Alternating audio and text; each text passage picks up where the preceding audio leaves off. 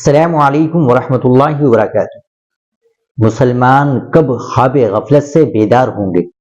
ناظرین کرام، 10 مارچ سے بجٹ سیشن کے دوسرے مرحلے کا آغاز ہونے جا رہا ہے اور اسی کے ساتھ وقف بل پر سیاست بھی گرم ہو گئی ہے۔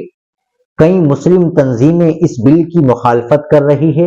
اسی دوران آل انڈیا مسلم پرسنل لا بورڈ اور جمعیت علماء ہند کے صدر مولانا ارشد مدنی نے 13 مارچ سے دہلی کے جنتر منتر پر بڑے احتجاج کی وارننگ دی ہے۔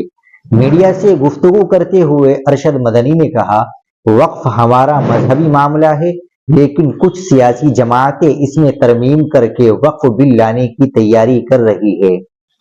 ہم اس کے خلاف ہیں۔ مجھے لگتا ہے کہ اسلام مخالف جماعتیں اس بل کو لانا چاہتی ہے۔ کچھ غیر ذمہ دار جماعتیں چاہتی ہے کہ مسلمانوں کو اس ملک میں جینے نہ دیا جائے اور ہم اس کے سخت خلاف ہیں۔ ارشد مدنی نے مزید کہا کہ 1991 کے عبادت گاہوں سے متعلق قانون کے تحت 1947 کے بعد کی موجودہ حیثیت کو جوں کا توں برقرار رکھنا چاہیے، لیکن مسلم مخالف جماعتوں نے اس قانون کی پاسداری نہیں کی۔ وارانسی کی مسجد اور دیگر مساجد کو اسی قانون کے تحت تحفظ ملنا چاہیے، لیکن ایسا محسوس ہوتا ہے کہ ملک میں قانون کی کوئی اہمیت باقی نہیں رہی۔ ارشد مدنی نے کہا کہ 10 مارچ سے شروع ہونے والے پارلیمانی اجلاس میں وقف بل کے پاس ہونے کا امکان ہے۔ اسی کے پیش نظر آل انڈیا مسلم پرسنل لا بورڈ نے 13 مارچ سے دہلی کے جنتر منتر پر احتجاجی دھرنا دینے کا اعلان کیا ہے۔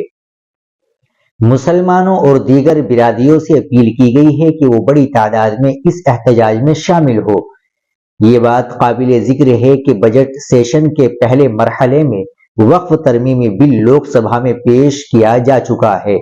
جیسے ہی یہ بل ایوان میں پیش کیا گیا، اپوزیشن جماعتوں نے شدید ہنگامہ کیا تھا۔ سامعین، آپ اس خبر کے تعلق سے کیا کہیں گے؟ کمنٹ باکس میں ضرور بتائیں۔ ویڈیو کو لائک اور شیئر ضرور کریں۔ ہمارے چینل کو بھی سبسکرائب کر لیں۔ ملتے ہیں انشاءاللہ اگلی ویڈیو کے ساتھ۔ السلام علیکم ورحمۃ اللہ وبرکاتہ۔